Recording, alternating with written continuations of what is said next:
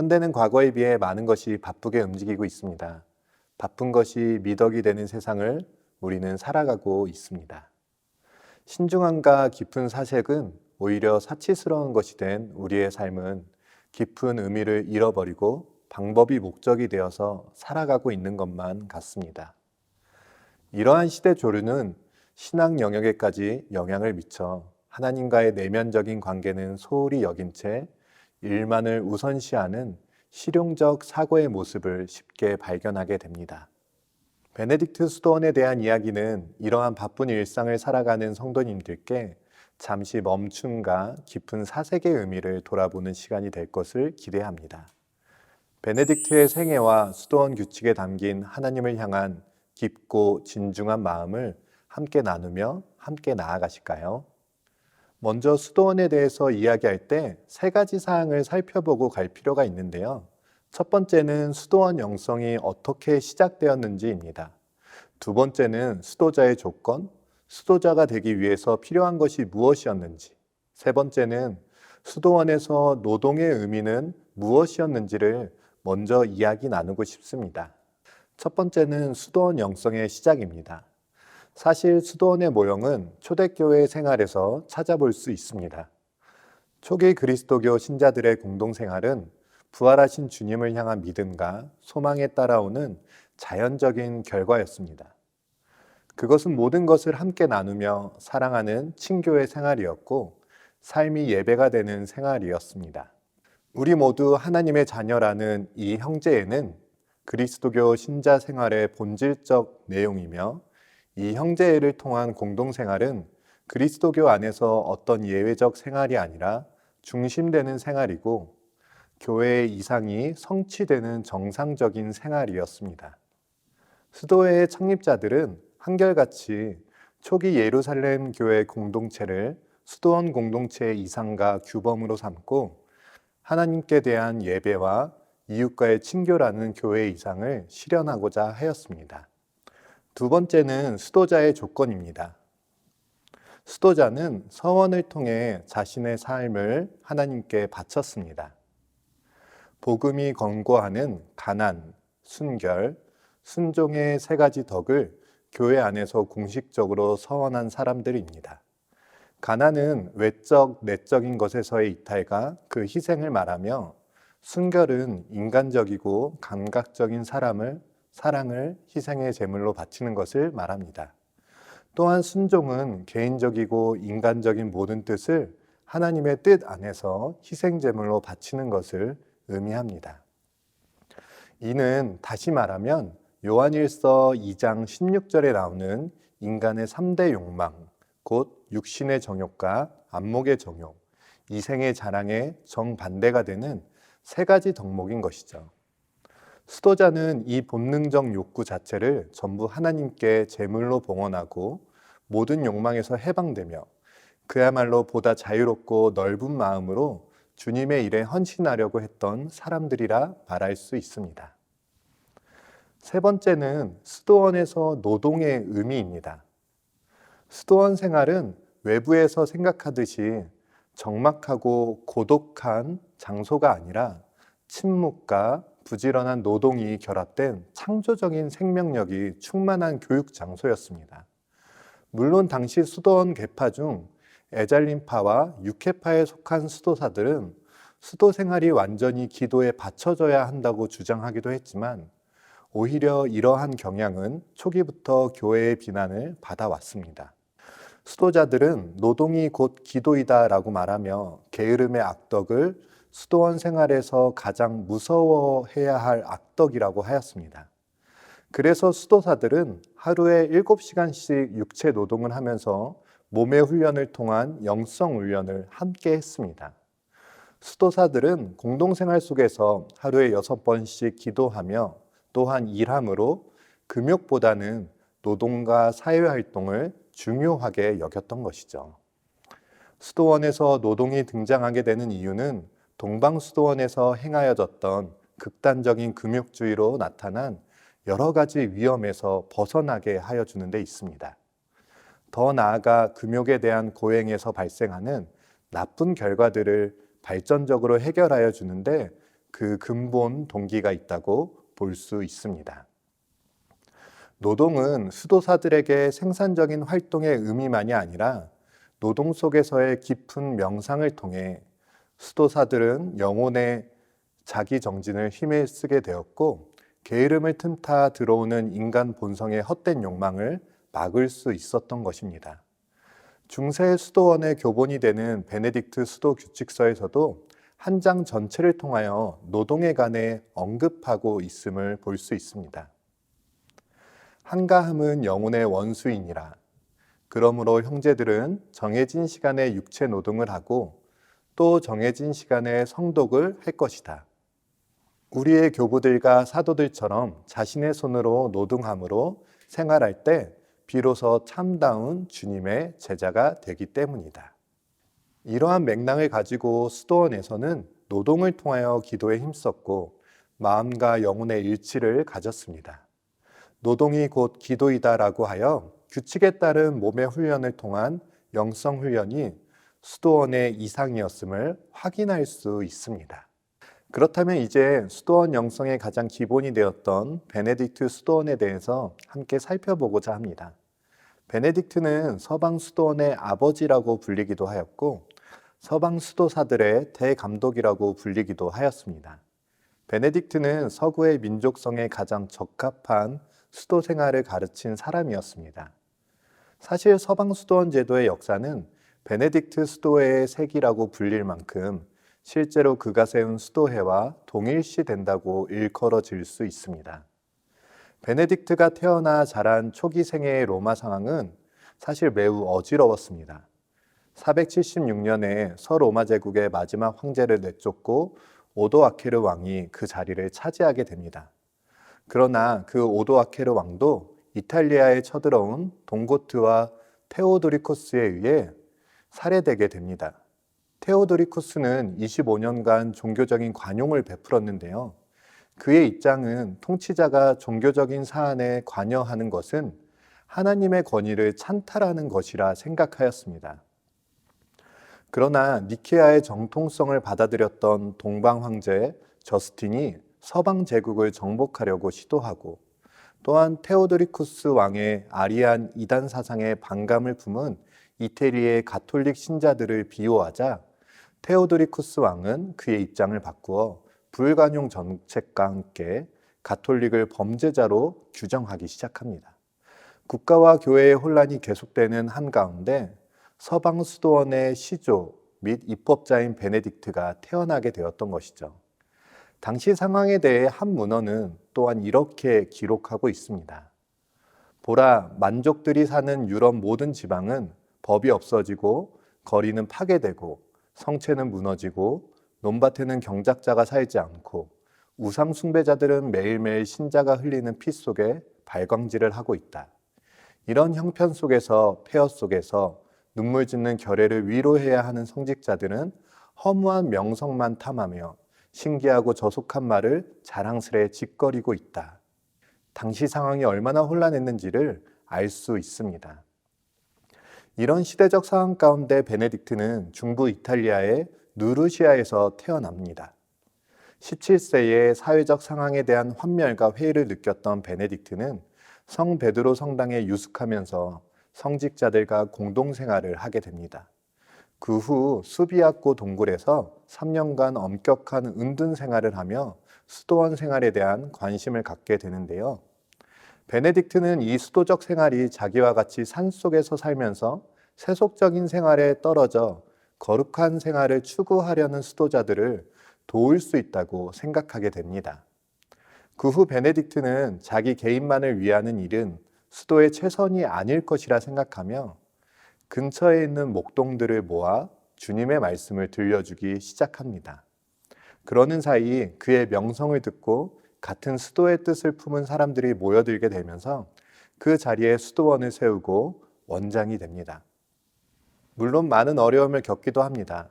비꼬바루 수도원의 원장으로 추대되기도 했던 베네딕트는 수도원의 나태한 수도 생활을 바로잡으며 이상적인 공동체를 만들려고 하였습니다. 그러나 수도사들은 베네딕트의 엄격한 지도에 불만을 품고 나태한 생활을 고집하면서 오히려 베네딕트를 독살하려고까지 합니다. 이러한 상황들을 겪으며 그는 아무리 훌륭한 이상을 제시한다 하더라도 그 구성원의 근본적인 회심의 노력 없이는 이상이 실현될 수 없다는 것을 깨닫게 됩니다. 이후 베네딕트의 수도원 규칙서 여러 곳에서 개인적인 수덕 노력과 형제들의 상호 교정을 강조하며 악습을 고치는 일과 하나님을 향해 나아가는 일이 별개의 것이 아니라 함께 이루어져야 한다고 설파되고 있음을 볼 수 있습니다. 시간이 흘러 베네딕트는 로마와 네폴스 중간 지점에 네아폴리탄토의 한 경치 좋은 산에 수도원을 세우라는 묵시를 받고 새롭게 수도원을 세우게 됩니다. 그의 수도원 생활 동안 많은 수도자들이 영적 지도와 감화를 받고 모여들어 529년에 이곳에 수도원이 세워지게 된 것입니다. 이곳이 베네딕트의 본부가 되어 이곳으로부터 그 후 500여 년 동안 수도원 정신이 유럽 전역에 흘러가는 수도원 정신의 근원지가 된 것입니다. 베네딕트는 남자들을 위해 수도원을 세우고 계율을 만들었을 뿐만 아니라 여동생 스콜라스티카와 부인들을 위해서는 수녀회를 만들고 수도의 계율을 제정하고 물질적, 정신적으로 여러 가지 원조를 주었습니다.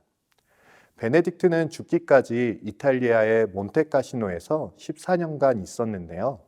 그가 과거 독신 생활할 때와는 달리 농사일을 돕고 병자들을 고쳐주고 이웃에게 전도하고 어린이들을 훈육하고 젊은 수도사들을 지도하는 등 그동안 그와 접촉하는 모든 사람에게 큰 감화를 끼쳤다고 전해집니다. 흔히 베네딕트 수도회 하면 가장 오래된 수도회 조직이라고 생각하기 쉽지만 정확하게 살펴보면 베네딕트가 세웠던 수도원과는 별개로 베네딕트 수도회 조직은 후세기에 생겨났습니다. 다만 1500년 가까이 역사를 가진 것은 베네딕트 규칙서이며 그 규칙을 준수한 사람들이었던 것이죠. 베네딕트 당시에는 특별히 지정된 수도 규칙서가 없었습니다. 수도원 사이에도 긴밀한 연락이 없었고 각 수도원장이 정하는 대로 규칙을 지켰습니다. 예를 들어 어떤 수도원에서는 성 파코미우스 규칙을, 어떤 수도원에서는 성 바실리우스의 규칙을 지키는 등 각양각색이었고 어떤 곳에서는 여러 규칙을 혼합하여 지켰습니다. 상설자가 모든 것을 구두로 정하는 것이 일반적이었습니다. 그런데 베네딕트 수도 규칙서가 나타난 후로 이 규칙이 제일 높게 평가됨으로써 자유로이 규칙을 꾸미던 경향은 차차 없어지게 됩니다. 8세기 말부터 13세기 초까지 거의 모든 수도원에서 베네딕트 수도 규칙을 지키게 됩니다. 베네딕트는 오랜 기간의 수도 생활, 즉 비꼬바르 수도원, 수비아코에서의 수도 생활, 몬테카시노에서의 수도 생활을 통해 배운 체험으로 이 규칙서를 만들었던 것입니다. 그러나 결코 독창적인 것이 아닌 당시까지의 수도 생활의 모든 양식을 종합시킨 것이었습니다. 그 결과 그의 규칙서는 수도 생활 전통 및 실천을 충실히 계승하는 동시에 당대의 요구를 필연적으로 적용시키는 데 기여하였습니다. 베네딕트 수도 규칙은 단순하면서도 빈 구석이 없고 엄격하면서도 온정미가 있고 겸손하면서도 굴종이 없게 아주 잘 치밀하게 짜여져 누구나 실행할 수 있도록 되어 있었습니다. 또한 수도자의 생활 목적을 명확히 규정짓고 이로써 조직적이고 합리적인 유효한 방법을 제시하여 1500년에 걸쳐 지켜지게 되었던 것이죠. 베네딕트 수도 규칙서에 나타나는 수도 공동체의 이상은 바로 성서에 나타난 초기 그리스도인의 공동체였습니다. 믿는 사람이 다 함께 있어 모든 물건을 서로 통용하고 또 재산과 소유를 팔아 각 사람의 필요를 따라 나눠주며 날마다 마음을 같이하여 성전에 모이기를 힘쓰고 집에서 떡을 떼며 기쁨과 순전한 마음으로 음식을 먹고 하나님을 찬미하며 또 온 백성에게 칭송을 받으니 주께서 구원받는 사람을 날마다 더하게 하시니라. 이 베네딕트 규칙서는 머릿말과 함께 전체 73장으로 되어 있는데요. 일반적으로 규칙서는 크게 두 부분으로 나누고 있습니다.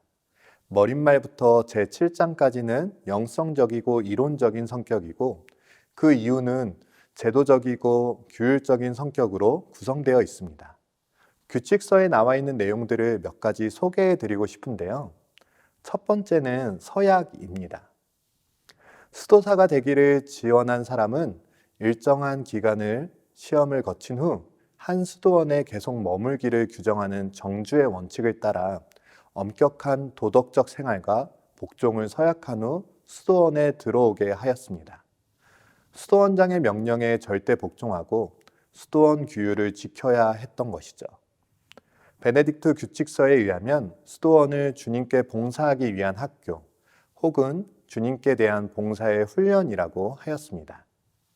이러한 정신을 구현하기 위하여 주님의 교훈에 기초한 세 가지 서원인 순결, 청빈, 순종의 복음 삼덕을 지킬 근본적 의무가 있었습니다. 이러한 서약은 수도자의 철저한 자기 부정과 순종을 통한 복종의 정신이 요구되었습니다. 그러나 결코 고행을 위한 고행이나 금욕을 위한 금욕보다는 새로운 창조적 건전성과 성실한 자기 절제와 끊임없는 정진과 훈련이 필요되었습니다. 수도 규칙을 지키는 데 있어서 중요한 것은 전적인 복종과 자기 부정의 정신이었습니다. 두 번째는 실천인데요. 신비적 명상과 현세를 떠나는 동방수도원의 특징과는 달리 서방수도원은 침묵과 근면으로서 노력하는 활동적 생활이었습니다. 수도원 생활이 일반적으로 생각하듯이 기도와 독서만 하는 장소가 아니라 노동의 실천이 있는 활동적 장소였던 것이죠. 수도원에서의 생활은 정신적인 면과 육체적인 면, 이 양면을 지혜롭게 가지고 실천하는 데서 수도의 효과를 나타냈습니다. 정신적인 면에서는 기도, 독경, 명상, 예배, 전례거행, 진리탐구, 성무일가 등 7가지로 구분되었고, 육체적인 면에서는 금욕, 노동, 교육 등을 힘썼습니다. 베네딕트는 수도자가 할 일을 선행이라고 하여 규율적인 기도, 명상, 노동의 의무를 잘 실천하도록 장려하였습니다. 특히 노동은 기도이다라고 하며 게으름은 수도의 적으로 간주하고 실천적인 면을 강조하였습니다. 세 번째는 간소한 생활입니다. 베네딕트 수도 규칙서에서 주장하는 바는 이전 시대의 고행주의자에 비하여 식사량이나 음식의 질이 다소 개선되었지만 청빈 정신이 수도사의 생명이기 때문에 의식주 생활은 간단함과 검소함을 원칙으로 했습니다. 간소한 음식으로 하루에 한 끼 또는 두 끼만을 먹고 육식은 금하였습니다. 베네딕트 이전의 수도원 운동에서는 가난이 개인적인 자기 포기의 형태였는데 반해 베네딕트는 이를 통해 공동체 내에서의 새로운 질서를 마련하고자 하였습니다. 수도사는 가난을 통하여 공동체에 더욱 강하게 접착되며 모든 이들은 다 평등하게 가난함으로 서로를 의존하지 않고는 살아나갈 수 없게 되었습니다. 이러한 청비는 소유권의 완전한 포기를 나타냈습니다. 결과적으로 베네딕트 규칙은 당시 유럽에 문화적인 큰 영향을 끼쳤고 그뿐 아니라 안일한 교회 내의 올바른 신앙의 힘이 되어 교회의 영적 생명력을 공급하는 데 큰 구실을 하였습니다. 이러한 위대한 규칙에 따른 수도자들의 훈련으로 영적 힘을 세상 속에 불어넣어 경직되고 부패한 사회 속에 맑은 샘터가 되었습니다. 더 나아가 학문과 예술 등 문화 개발과 전수에도 커다란 공헌을 끼치게 되었습니다. 기독교 전통에 있어서 중요한 영향력을 끼쳤던 지도자들 대부분은 수도사들이었습니다. 교회 역사의 전면에 등장하든지 혹은 이름 없이 영향을 끼치든지 수도사들은 교회사에 굵은 획을 그었습니다. 수도사들은 일반적으로 생각하듯이 무기력한 사람들이 아니었습니다. 정적이지만 무한한 힘을 가지고 변화의 핵심이 되었습니다. 이것은 수도사들의 수도원을 중심으로 끊임없이 영적 훈련에 힘을 썼기 때문입니다. 이 영적 훈련은 또한 수도원 정신과 규율 때문에 가능했던 것이죠. 수도원은 자기 개인만을 위한 무책임한 도피처에 구실을 한 것이 아니라 영성적 차원에서 무한한 힘을 가지고 이웃과 사회를 위한 정신적 지주가 되어 왔습니다. 수도원은 역사를 통하여 종교 생활의 중심이 되었고 일반 신자들의 신앙을 증진시켜 주었습니다. 그리스도를 향한 순수한 신앙 열정에 의해 생겨난 수도원은 박해 이후에 그리스도를 향한 신앙의 표현으로 수도 생활을 자청하였습니다. 순교에 대한 열망이 수도 생활의 원인이었기에 수도원 운동은 복음의 삼덕이라 하여 가난, 순종, 순결의 서원을 하고 그대로 살게 하였습니다. 이러한 요소는 물질과 욕심의 유혹 속에서 살아가는 우리들에게 시사하는 바가 크다 할 수 있을 것입니다. 이러한 수도원 전통은 기독교 역사의 산물 중 다시 꺼내어 밝힐 귀중한 유산입니다. 가치가 혼돈되고 진리가 빛을 내지 못하는 이 시대에 영성의 근원지인 수도원 정통을 통해 다시금 말씀 앞에 올바로 나아가는 우리가 되기를 소망합니다. 감사합니다.